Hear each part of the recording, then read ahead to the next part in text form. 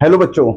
बच्चों, आज का जो टॉपिक है ना, बहुत इंटरेस्टिंग, साथ में इंपॉर्टेंट बहुत है। ध्यान में रखना, मिस नहीं करना है आप बच्चों को।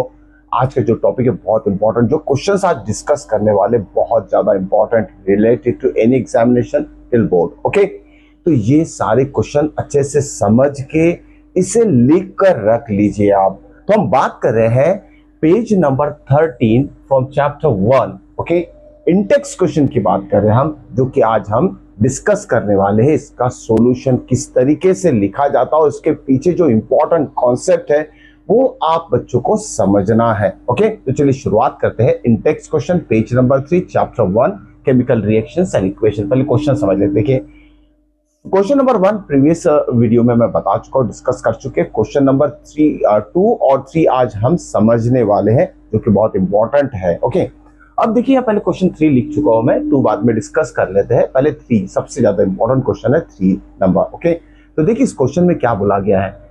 आइडेंटिफाई, क्या करना है, पता करना है, आइडेंटिफाई करना है विच सब्सटेंस या तो substance that are oxidise and reduce.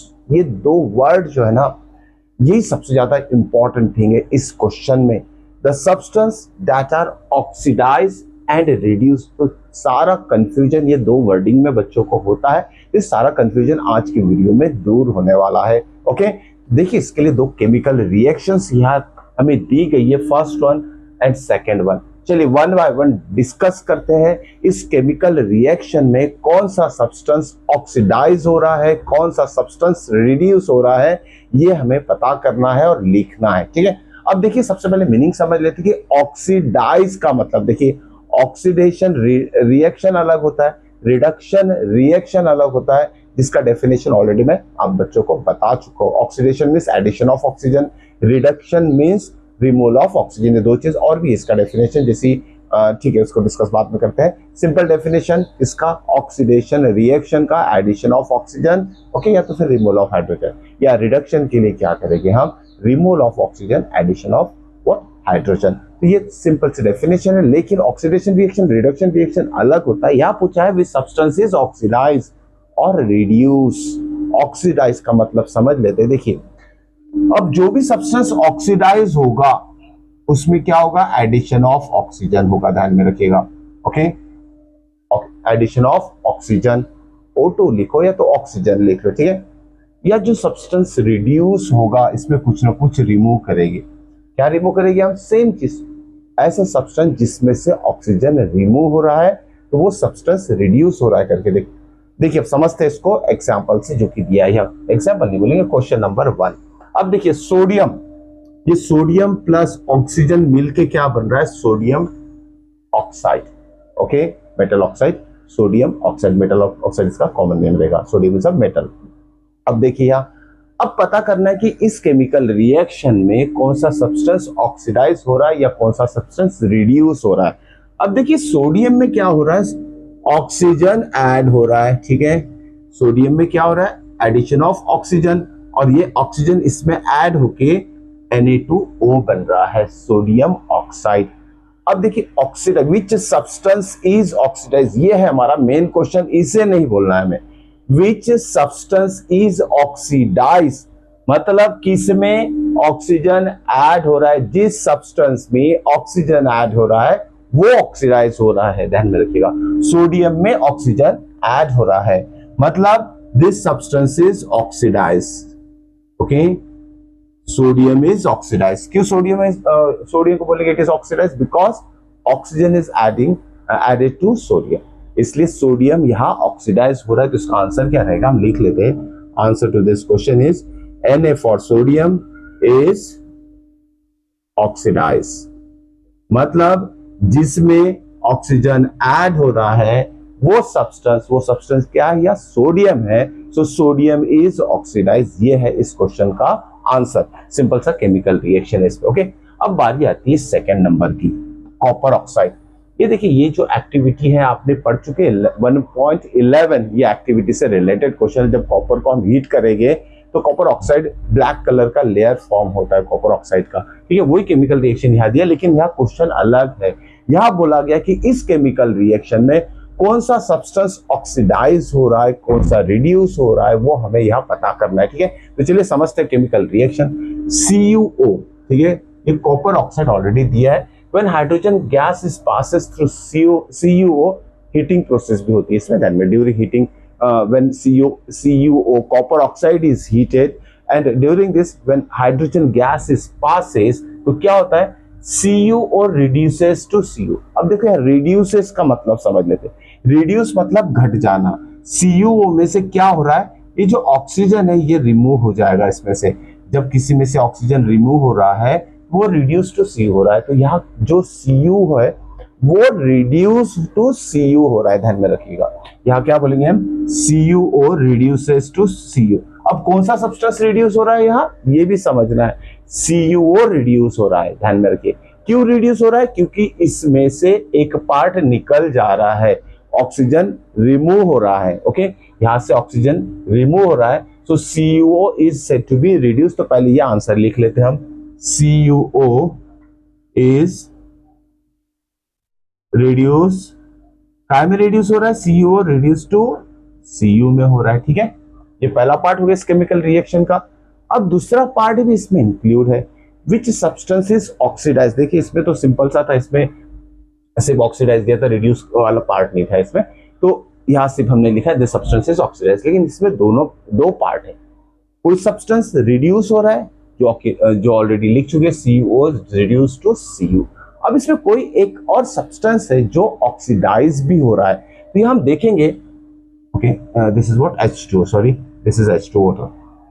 अब देखिए यहां ये जो हाइड्रोजन है, ठीक है, H2 हाइड्रोजन गैस, इस हाइड्रोजन का कन्वर्शन काय में हो रहा है, वाटर में हो रहा है, H2O में हो रहा है। मतलब H2O में क्या ऐड हो रहा है, ऑक्सीजन। ठीक है, H2O में ऑक्सीजन ऐड हो रहा है, मतलब ये बोल सकते हैं hydrogen is said to be oxidise, इसमें एडिशन ऑफ ऑक्सीजन हो रहा है। ठीक है, तो इसे हम बोलेंगे H2O इज ऑक्सीडाइज, क्योंकि H2 में ऑक्सीजन ऐड हो रहा है। अब ये ऑक्सीजन आया कहां से, ठीक है, ये जो ऑक्सीजन है जो CuO में से रिमूव हो रहा है वो इसमें ऐड हो जा रहा है। ठीक है, ये चीज आपको ध्यान में रखना है, यहां से ऑक्सीजन रिमूव होगा और इसमें ऐड होगा, तो हम यहां बोल सकते हैं H2 is ऑक्सीडाइज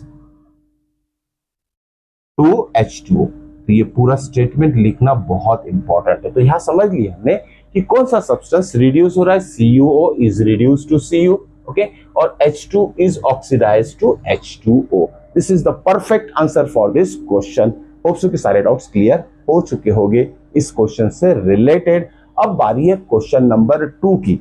ठीक है, अब इस क्वेश्चन नंबर 2 में क्या दिया, इसी हम इंटेक्स क्वेश्चन की बात कर रहे हैं हम, क्वेश्चन नंबर 2, जिसमें कि बोला गया है कि एक डबल डिस्प्लेसमेंट रिएक्शन का आपको ऐसा एग्जांपल लेना है या लिखना है जो कि एक्टिविटी 1.10 में जो मेंशन है उसको छोड़कर, मतलब एक्टिविटी 1.10 जो डबल डिस्प्लेसमेंट रिएक्शन वहां एक्टिविटी में एक्सप्लेन किया गया है, उस एक्टिविटी में जो एग्जांपल यूज किया गया है for the explanation of double displacement reaction, तो उसको छोड़ के दूसरा और एग्जाम्पल आपको लिखना है डबल डिस्प्लेसमेंट रिएक्शन का। तो पहले हम समझ लेते हैं कि एक्टिविटी जो 1.10 है उसमें डबल डिस्प्लेसमेंट से रिलेटेड क्या एग्जाम्पल दिया था, पहले हम देख लेते हैं। ठीक है, यह है क्वेश्चन नंबर 2। अब देखिए क्वेश्चन नंबर 2, अब एक्टिविटी, कौन सी एक्टिविटी बात करें हम, 1.10, जो कि डबल डिस्प्लेसमेंट रिएक्शन एक्सप्लेन कर रही है एक्टिविटी 1.10। और इस डबल डिस्प्लेसमेंट रिएक्शन को एक्सप्लेन करने के लिए एग्जाम्पल यूज हुआ है, यानी केमिकल रिएक्शन यूज हुआ है। उस केमिकल रिएक्शन को पहले देख लेते हैं क्या दिया है। ठीक है, अब वो केमिकल रिएक्शन क्या था हमारा, sodium sulphate Na2SO4 plus barium chloride BaCl2। Okay, sodium sulphate plus barium chloride gives barium sulphate BaSO4 plus barium sulphate plus sodium chloride, that is common salt. ठीक है, ये था एक्टिविटी 1.10 का एग्जाम्पल। अब question में क्या बोला गया है, क्वेश्चन नंबर 2 इन टेक्स्ट क्वेश्चन पेज नंबर 13 में क्या बोला गया है, ये तो एक्टिविटी में एग्जांपल दिया, इसके अलावा हमें और एग्जांपल लिखने हैं, इसको छोड़ के दूसरा एग्जांपल लिखना है which represent double displacement reaction. तो एक सिंपल सा एग्जांपल बताता हूं आपको, उसे याद करना बहुत ही आसान है, ठीक है। तो उसका अदर एग्जांपल लिख लेते हैं हम, उसका अदर एग्जांपल तो देखिए सिंपल सा है, this is what sodium hydroxide NaOH, what sodium hydro oxide, this is one type of strong base. ध्यान, दिस इज स्ट्रॉन्ग एसिड रहता है, स्ट्रॉन्ग बेस रहेगा। हम एसिड बेसिस चैप्टर में ये सब चीज डिटेल में पढ़ने वाले, तो फिलहाल इतना याद रखिए, sodium hydroxide is a strong base. अब इसमें जब हम स्ट्रॉन्ग एसिड ऐड करेंगे, दैट इज HCl, तो क्या फॉर्म होगा, this is base, this is acid, okay. Acid और बेस जब कंबाइन होते हैं तो दोनों एक दूसरे की प्रॉपर्टी न्यूट्रलाइज कर लेते हैं, so this one is also called as neutralisation reaction. सिर्फ याद में रखिएगा किस किस टाइप के रिएक्शंस हो सकती है, ठीक है। तो यहां हमें जो प्रोडक्ट मिलेगा, क्या मिलेगा हमें, ठीक है, okay, NaCl sodium chloride plus water H2O मिलेगा, ठीक है। ये सॉल्ट कॉमन सॉल्ट है जो हम घर में खाने में यूज करते हैं, ओके। कोई भी डिश बनाते हैं उसमें थोड़ा सॉल्ट हम टेस्ट के लिए ऐड करते हैं, that is NaCl common salt, okay. अब यहाँ देखिए, यहाँ जो आयंस है, यहाँ कौन से आयंस है, Na पॉजिटिव OH नेगेटिव, देखिए दो आयन से मिलके NaOH बना है। यहाँ कौन से आयंस है, H पॉजिटिव Cl नेगेटिव, ये दोनों मिला के HCl बना है। अब यहाँ देखो डबल डिस्प्लेसमेंट रिएक्शन का ये एग्जांपल क्यों लेंगे हम, क्योंकि यहाँ जो आयंस है यहाँ दोनों एक्सचेंज कर रहे हैं, Na किसके साथ कंबाइन हो रहा है, देखिए यहाँ positive ion negative ion combine होकर NaCl बन रहा है, और OH नेगेटिव और H पॉजिटिव मिलकर वाटर मॉलिक्यूल बन रहा है। So in this reaction the exchange of ions takes place, और हमें पता है definition of double displacement reaction क्या होता है, the chemical reaction in which exchange of ions takes place is called as double displacement reaction. तो देखिए exchange of ion होकर यहाँ प्रोडक्ट हमें मिल रहे हैं, so this one is very very important simple example of double displacement reaction. तो इसे याद करना बहुत आसान है, ठीक है। तो ये एक एग्जाम्पल हो गया। चलिए और एक एग्जाम्पल देख लेते हैं ताकि आप बच्चों को उसे भी मतलब याद रहे कि डबल डिस्प्लेसमेंट रिएक्शन का और भी एग्जाम्पल्स है, ठीक है। अब ये एग्जाम्पल हम टेक्स्ट बुक में से ही लेते हैं, टेक्स्ट बुक में से ले रहे हैं, एक्टिविटी 1.3 ध्यान में रखिएगा, activity 1.3 another example for double displacement reaction.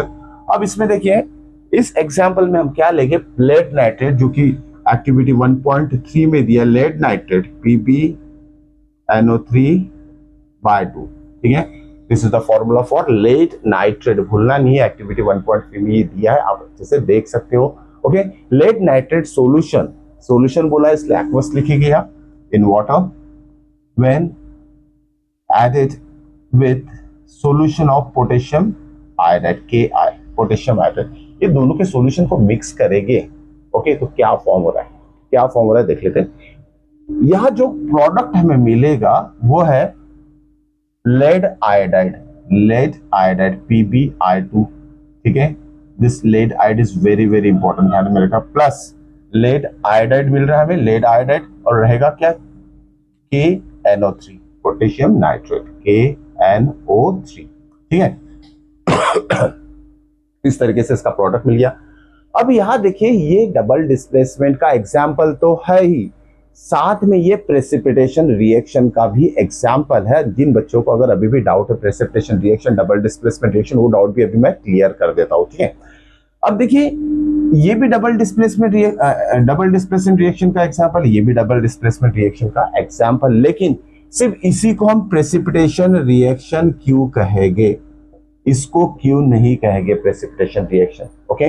तो पहले से हम बैलेंस अगर करना है तो बैलेंसिंग कर लेते हैं। देखिए यहाँ इस केमिकल रिएक्शन को बैलेंस करना है हमें, यह एग्जाम्पल है डबल डिस्प्लेसमेंट रिएक्शन का, तो पहले बैलेंसिंग भी हम इसमें सीख लेंगे, और साथ में ये भी देखेंगे इसे डबल डिस्प्लेसमेंट रिएक्शन कहते हैं, इसे प्रेसिपिटेशन रिएक्शन क्यों नहीं कहते हैं, और इसे double displacement as well as precipitation reaction क्यों कहते हैं, ये बहुत इंपॉर्टेंट है आप बच्चों को समझना, ठीक है।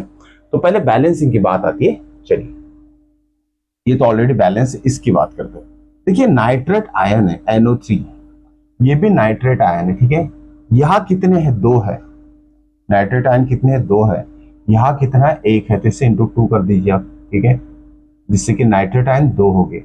इस 2 की वजह से पोटेशियम कितना हो गया, पोटेशियम भी 2 हो गया तो इससे 2 करना पड़ेगा। क्लियर? इस 2 की वजह से आई कितना हो गया, 2 हो गया, I2 यहाँ लिख दिया हमने। इस तरीके से ये बैलेंस हो चुकी है। ओके, सिंपल है, बहुत सारी प्रैक्टिस करा चुका हूँ बैलेंसिंग द केमिकल रिएक्शन की।